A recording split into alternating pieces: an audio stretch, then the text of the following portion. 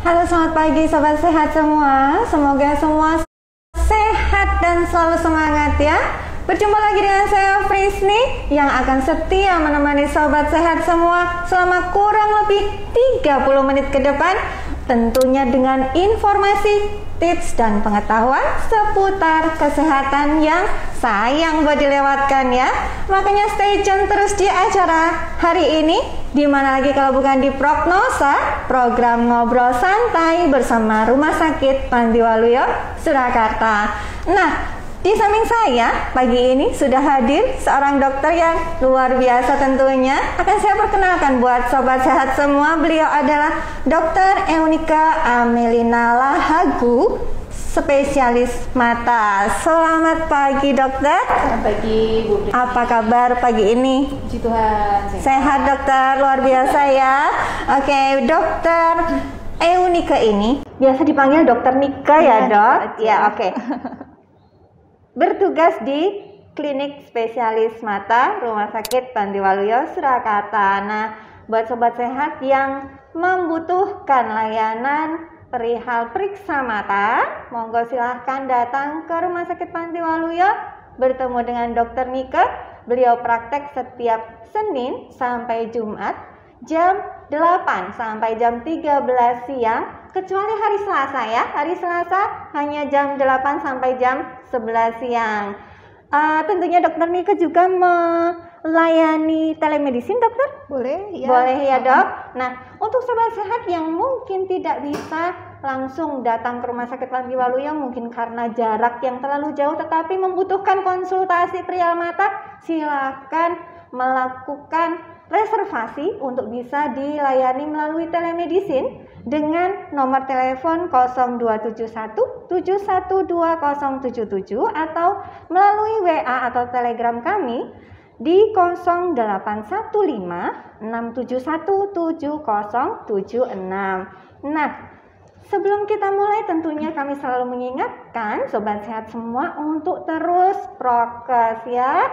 Jangan lupa bahwa virus COVID-19 masih terus ada di sekitar kita, sehingga kita harus terus menjaga diri, menjaga keluarga dan sesama dengan protokol kesehatan tentunya ya. 5M jangan lupa, memakai masker, mencuci tangan, menjaga jarak, menjauhi kerumunan dan mengurangi mobilitas. Dan jangan lupa untuk sobat sehat yang akan datang ke Panti Waluyo, tidak perlu ragu, tidak perlu takut karena Panti Waluyo aman ya. Kami semua sudah divaksin COVID-19 dan semua tenaga kesehatan kami melaksanakan protokol kesehatan dengan ketat tentunya. Baik, pagi ini kita akan berbicara mengenai waspadai mata bintitan. Nah, buat sobat sehat yang bergabung bersama kami di program pagi ini, silahkan memberikan atensi melalui kolom chat, atau mungkin ada yang ingin dikonsultasikan, atau mungkin malah, wah sekarang saya baru bintitan, pengen konsultasi langsung, boleh ya dok ya, nanti boleh. Akan dijawab langsung oleh dokter Nika. Nah, kita langsung ya dokter Nika ya. Oke, secara ilmu medis ini dok, sebenarnya bintitan itu apa sih dok? Apakah itu sejenis jerawat atau dia termasuk golongan bisul gitu dokter? Oh ya. Ya, terima kasih Bu Frisni. Jadi untuk bintitan itu sendiri, mungkin kita bayangin dulu gitu ya. Bintitan itu dia ada benjolan. Benjolan. Nah, benjolannya di mana? Benjolannya itu ada di kelopak mata. Oke. Nah, jadi di kelopak mata itu kan ada garis ini yang ada tempatnya bulu-bulu mata itu. Ada yang di atas, ada yang di bawah, bisa juga ya dong? Ada yang di bawah itu. Benjolannya di daerah situ. Kita kalau secara bahasa medis ngomongnya tarsus, tapi bilang aja lah yang tempatnya tumbuhnya bulu-bulu mata itu. Nah, benjolannya di situ. Nah, ketika ada benjolan di situ, kita bilang itu adalah bintitan. Nah, bintitan itu apa? Bintitan itu ada yang akut itu yang akut tuh cepat. Jadi tiba-tiba. Terus ada yang kronis itu lama, jadi tumbuhnya pelan-pelan gitu. Nah, kalau yang akut itu dia biasanya tuh langsung ada benjol, bengkak, nyeri kayak gitu. Jadi tiba-tiba wah kok nyeri, bengkak, ada benjolan di situ. Nah, itu akut. Nah, biasanya kalau yang akut itu dia akibat dari infeksi bakteri. Gitu kalau yang akut itu.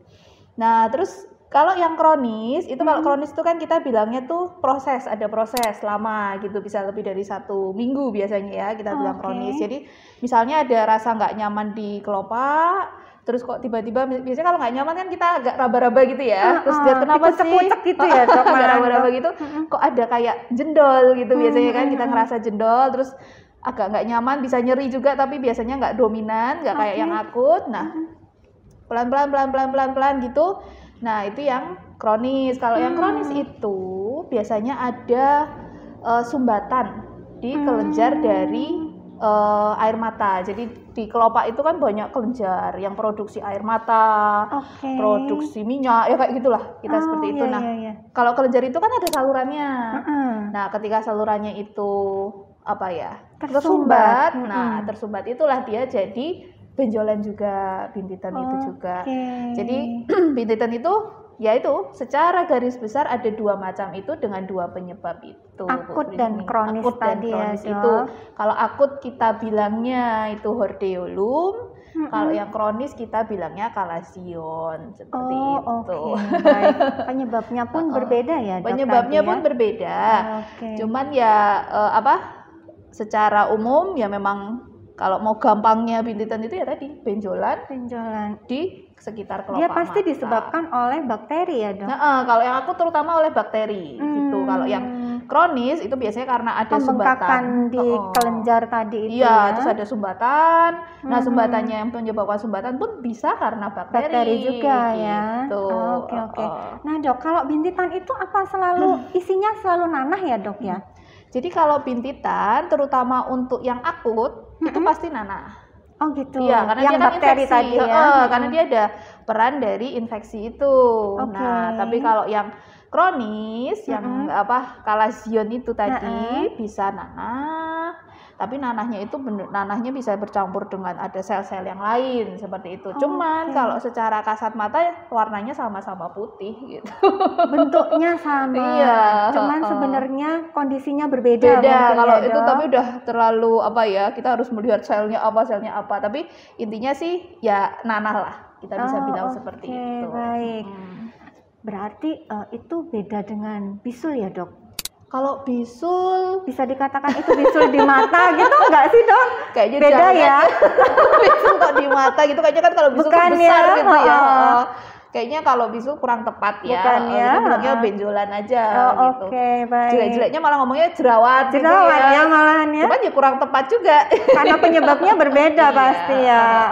Baik. Nah, dokter, bintitan itu kan bisa di luar kelopak mata, tapi juga bisa di dalam ya dok ya. Nah itu penyebabnya juga sama, ada 2 jenis tadi yang akut sama itu dok. Jadi ada yang di luar, ada yang di dalam, itu cuma tergantung letaknya aja dia kenanya di mana. Gitu. Cuman kalau penyebabnya ya semuanya karena bakteri gitu, karena infeksi itu. Nah kalau yang di luar itu dia terutama biasanya karena ada jadi kayak di luar itu kan dia ada bulu mata nih. Nah, di bulu mata itu kalau lagi kebeneran lagi kotor atau kita nggak sengaja gatal terus kita garuk-garuk seperti itu gitu ya. Nah itu jadi ada infeksi gitu. Nah jadi bisa ada benjolannya itu, jadi yang akut tadi itu. Kalau kelenjar-kelenjar tadi itu sendiri dokter, sebenarnya dia posisinya di dalam kelopak mata atau di dalam kelopak mata? Di sekitaran sini. Di bagian atas ya dok? Di atas ada, di bawah juga di bawah juga ada. Makanya kan bisa, benjolannya kan bisa di atas sama bisa di bawah. Baik. Nah dokter, faktor-faktor apa saja yang bisa meningkatkan seseorang itu terkena bintitan ini dokter? Selain tadi penyebabnya jelas bakteri, penyumbatan kelenjar. Nah ini ada faktor-faktor resiko apa lagi yang bisa meningkatkan seseorang punya resiko kena ini dok? Kena bintitan ini ya. Jadi kalau bintitan itu dia erat kaitannya dengan kebersihan memang sih. Gitu. Nah apa saja sih yang bisa membuat kebersihan dari kelopak mata tidak terjaga? Apa saja Mbak Frisni kira-kira? Iya. Kalau ini misalnya sukanya ngasih apa? Eyeliner. Iya, benar. Eyeshadow. Kalau saya pasti itu dong, setiap hari. Gitu. Ya, kalau wanita itu mungkin ya. Oke, Jadi oke.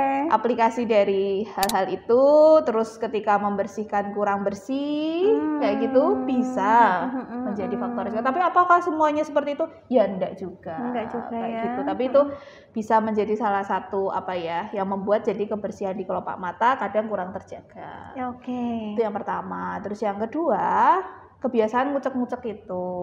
Ya misalnya ada gatel sedikit, dikucek gitu ya. dikucek, padahal nih tangan mungkin habis Pegang pegang apa kita nggak tahu, nggak Hmm. diperhatikan, dikucek-kucek, bisa jadi transmisi ada kuman di situ. Oke. Terus yang ketiga, ini tapi udah berhubungan dengan kondisi sistemik. Jadi biasanya kalau pasien-pasien dengan gula itu memang cenderung lebih sering Mudah. katanya, lebih mudah untuk terjadi oke. bintitan itu sendiri. Pasien diabetes berarti ya, Dok?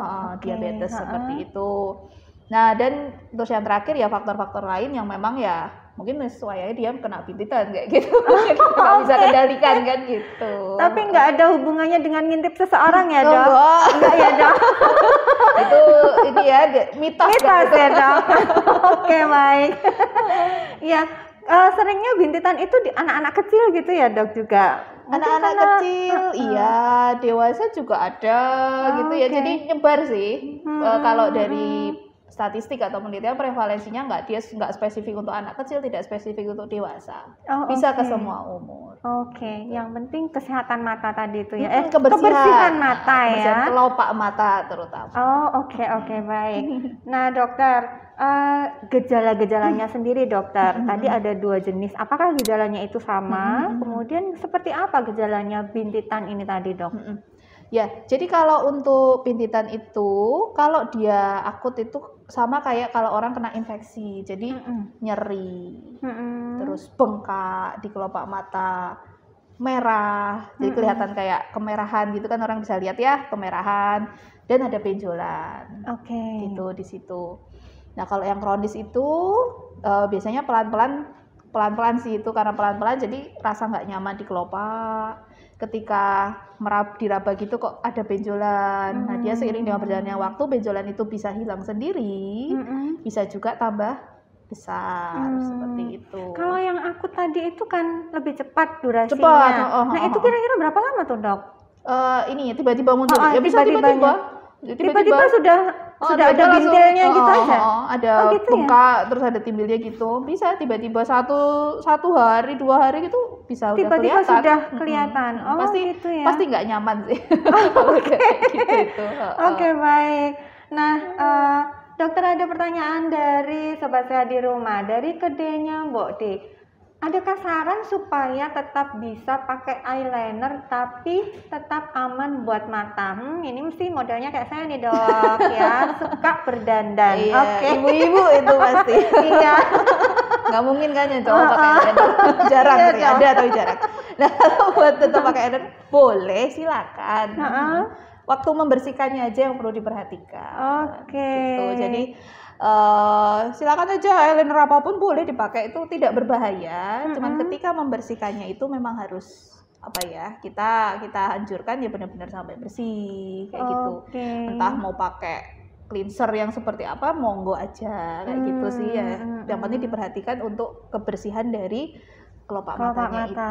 itu. Nah, kalau misalnya pakai kosmetik itu batas waktunya berapa lama gitu, Dok? Yang enggak biar ada. dia nggak membuat infeksi mata gitu? Nggak Adakah? ada sih, nggak ada, ya, tidak yang ada, maksudnya tidak ada yang harus berapa jam atau berapa ini nggak ada. Cuman ketika membersihkannya Harus benar-benar pastikan bersih ya. benar-benar bersih. Oh, oke, Seperti itu. baik.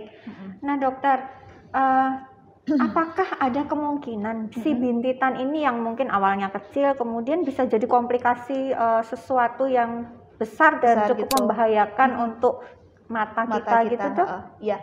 Jadi kalau untuk bintitan ini kan memang skalanya ringan ya. Mm-mm. Sangat bisa diobati, baik dengan obat-obatan, salep, ataupun kalau perlu dengan apa ya, kayak ditindakan sedikit lah gitu, ada namanya gitu.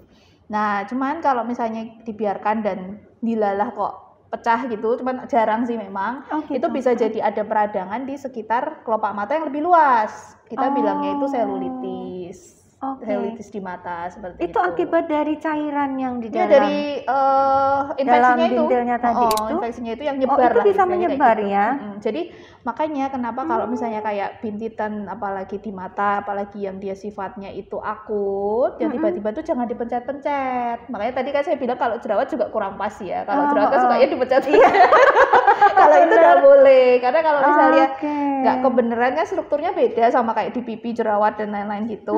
Kalau dipencet dilalah kok nggak kebenaran dia pecah atau gimana gitu, justru bisa jadi membahayakan ya, infeksinya bisa lebih berat. Yang kita bilang dengan selulitis itu. Itu lebih yang tadi yang akut yang disebabkan bakteri tadi ya, yang mungkin menimbulkan komplikasi yang lebih ya. Lebih, jadi memang jangan dipencet lah intinya kayak gitu. Oke, baik. Nah lalu cara untuk mengobati bintitan ini sendiri gimana dokter? Mungkin dari cara yang paling awam bisa dilakukan di rumah atau mungkin meningkat kalau kasusnya agak lebih serius harus bagaimana gitu dokter? Ya, kalau untuk yang bintitan ada benjolan seperti itu, yang pertama itu kompresnya dengan air hangat. Gitu. Cuman ya tetap perhatikan, kompresnya boleh pakai kapas, pakai kain, tapi yang penting bersih, pastikan itu bersih gitu ya. Terus kalau habis ngompres, jangan kompresnya terus dikasih ke kelopak yang satunya atau ke orang lain atau gimana gitu. Jadi benar-benar itu untuk diri sendiri aja. Jadi dikompres air hangat, durasinya berapa lama? Durasinya biasanya 5 menit aja itu sudah lama. Jadi ya secukupnya aja. Begitu, ya, ditempelkan, tapi nggak usah ditekan ya, dikompres aja biasa. 5 menitan, ya monggo lah 5 menit seperti itu boleh, sesering mungkin. Gitu. Yang pertama, terus yang kedua, memang karena ini akibat dari infeksi, terutama yang akut, harus kita kasih obat, gitu ya. Jadi kalau obatnya biasanya kita lihat derajatnya dulu. Kalau memang dia bengkaknya agak parah seperti itu, mungkin kita akan kasih obat yang diminum juga. Cuman kalau tidak, cukup dikasih obat yang disalep atau ditetes saja di sekitaran kelopak mata. Gitu. Jadi itu terus kalau misalnya dia benjolannya sudah cukup lama, apalagi untuk yang kronis dan mengganggu secara maksudnya kan kadang kan kalau misalnya udah lama terus benjol gitu kan kelihatan gitu ya dok. Terus kelihatan kan itu kenapa itu kok bintitan gitu kan dari situ. Ya. Nah itu bisa kita lakukan tindakan namanya ekokreasi. Jadi di minor sih, itu tindakannya sangat ringan, biasanya 10 menit aja udah selesai. Itu kira-kira diapain itu dok? Jadi kita balik kelopaknya, terus kita insisi atau kita buka sedikit, terus kita kerok isinya, supaya isinya itu keluar. Itu terus nanti kita tutup lagi, ya sudah, terus tinggal minum obat. Habis itu biasanya 1-2 hari sudah kempes dan sudah membaik. Jadi di bintitan itu tindakan-tindakan itu yang akan kita lakukan tergantung dari jenis bintitannya. Itu dilakukan di kamar bedah atau cukup di poli spesialis mata saja? Di poli aja sudah cukup. Jadi tindakan ringannya dok ya? Iya, tidak cek lab, tidak apa-apa, langsung saya ada apa gitu, terus memang harus diambil, ya langsung kita kerjakan saat itu juga. Di dalam rangka mengeluarkan cairan yang tadi di dalam. Yang di dalam itu isinya itu. Isinya ya. Oke, baik. Dokter, pencegahannya sekarang dokter, biar kita itu tidak terkena bintitan maupun itu yang tadi akut atau yang kronis itu caranya gimana? Ya, pencegahannya itu kita menjaga kebersihan dari kelopak mata itu, gitu. Jadi kebersihan dijaga dengan kalau misalnya pakai eyeliner ya harus dibersihkan dengan maksimal. Terus kalau misalnya ada gatal dan lain-lain ya jangan terus dikucek-kucek terlalu kenceng kayak gitu ya. Enak banget itu dok kalau terus kucek-kucek gitu dok. Iya. Kalaupun harus mengucek, pastikan cuci tangan dulu ya. Iya, gitu. Jadi itu dijagalah walaupun kelopak mata tuh istilahnya kecil gitu ya. Cuman kalau ada bintitan ya risih gitu kan. Iya, apalagi kalau dilihat itu orang. Benar. Jadi gitu. Jadi yang paling ditekankan yaitu kebersihan dari kelopak mata harus dijaga. Oke, kebersihan dari kelopak mata. Oke, baik. Ada lagi pertanyaan dokter dari kedainya Mbok De.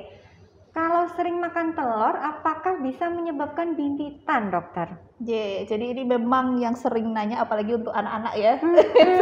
Iya benar dok, kan. Kebanyakan telur gitu ya dok. Kebanyakan telur makanya matanya benjol. Benar gitu. Ya. Ngaruh nggak ini dok? Ada hubungannya atau juga mitos lagi ini tadi? Kalau ini saya bilang mungkin mitos ya. Oh, oke, baik. Jadi tapi memang kita kalau nalarnya, kalau dari segi medis, yang namanya kelenjarnya itu, dia itu kan juga produksi lemak atau lipid. Oke. Nah, telur itu kan salah satu sumber dari lemak juga, gitu. Nah, ketika mungkin terlalu banyak dimakan gitu ya, nah ada kompensasi ke situ juga bisa. Cuman terus nggak semata-mata terus telur itu membuat jadi bintitan, itu juga nggak, karena ada faktor juga. Biasanya kalau yang kulitnya itu oily atau kulit minyak kayak gitu, mungkin dia akan cenderung lebih bisa terkena bintitan. Kayak gitu ya. Cuman jadi antara apa ya? Antara mitos fakta, tapi saya bilang ini sih nggak ada hubungannya sih untuk telur itu. Jadi dia lebih ke karena lemaknya itu aja kayak gitu. Cuman lemak itu kan nggak hanya dari telur. Benar, lemak itu kan banyak ya, sumbernya kan banyak. Gorengan gitu. Terutama dok. Iya, tapi kenapa telurnya disalahkan itu? Mungkin karena anak kecil ini telur ini.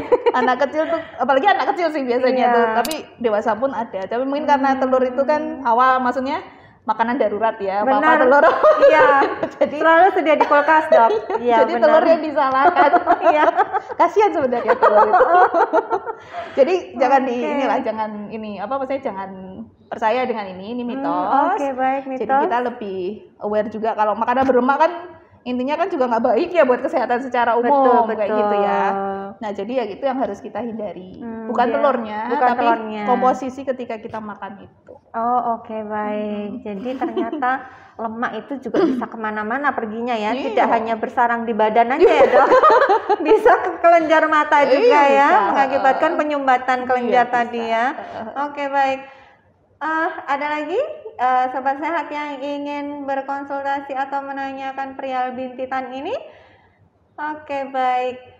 Iya, dokter tadi sempat disinggung sedikit perihal permake-upan dokter. Nah, mungkin dokter bisa kasih tips-tips buat para sobat cantik di rumah biar bisa tetap pakai eyeshadow, pakai eyeliner, pakai segala macam lah yang ada di sekitar mata biar matanya semakin cetar membahana gitu kan dok. Tetapi sekarang masker ya, jadi matanya harus yang ini ya. Yang terlihat hanya mata dok, jadi matanya harus cetar. Oke. Nah, bagaimana tetap bisa sehat matanya? Ya, jadi kalau untuk itu silakan aplikasikan make up secukupnya, seininya, ya monggo aja. Yaitu cuman tekankan ketika membersihkan itu benar-benar bersih, gitu ya. Entah mau pakai pembersih apapun, saya silahkan saja. Yang pasti harus benar-benar bersih, terutama tolong diperhatikan di area sekitaran bulu mata itu, ya. Baik atas maupun yang bawah. Oke. Nah, padahal sekarang bulu mata ini paling banyak dieksploitasi oleh para sobat cantik, dok. Iya. Ada yang eyelash dilentik-lentikin tuh, dok.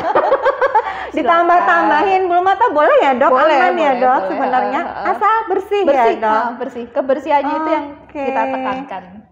Nah, sebenarnya tidak masalah semuanya asal kita selalu menjaga kebersihan ya.